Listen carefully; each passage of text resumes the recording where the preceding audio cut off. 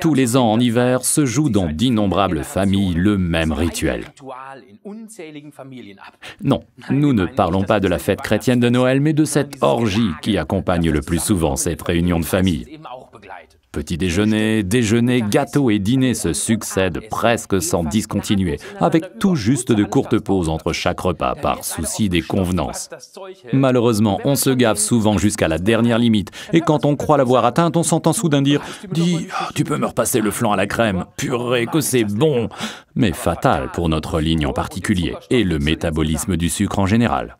Parce qu'il en est ainsi en Europe depuis de nombreux siècles, l'homme a cherché dans la nature un remède pour limiter les effets négatifs de cette gloutonnerie et a trouvé une herbe dont l'odeur est presque un symbole de la période hivernale, la cannelle.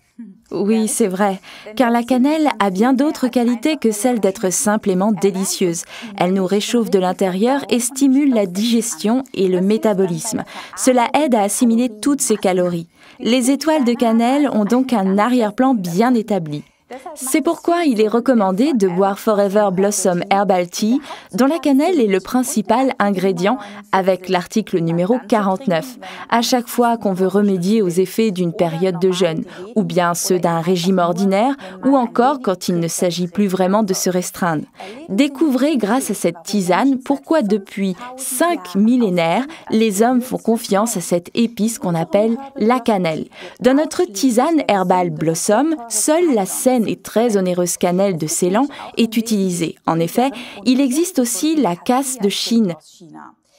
Très bon marché, mais moins bénéfique pour l'organisme. D'ailleurs, on la trouve souvent en prêt à commencer.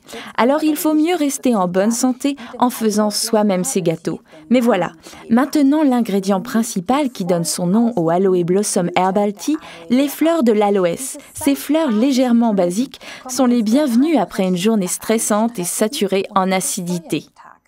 Mais en ce qui concerne cette tisane, la sagesse des plantes est loin d'être épuisée, car dans les sachets fermés hermétiquement se trouvent des zestes d'orange odorants, des clous de girofle, des feuilles de ronce, du fenouil, du gingembre, de la cardamome et de la camomille.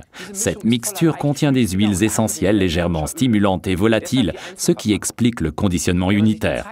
Si on prend le temps de s'informer sur Internet à propos de ces plantes, on se rend compte qu'en l'occurrence, on est tombé sur un véritable filon. Et on s'aperçoit aussi que l'on ne retrouve pas ces épices dans les plats de Noël seulement pour de simples raisons de goût. C'est pourquoi l'Aloe Vera Blossom Tea, article numéro 49, est stimulant, même sans caféine. Sur l'emballage, on indique un sachet par tasse. Ceux qui aiment un goût intense y trouveront leur bonheur.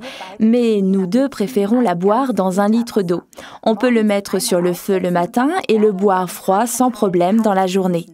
Dans les mois chauds d'été, on peut en faire un délicieux punch aux fruits avec un mélange aux myrtilles ou aux framboises congelées qu'on peut trouver au supermarché. C'est exactement ce qu'il faut pour votre prochaine fête en plein air.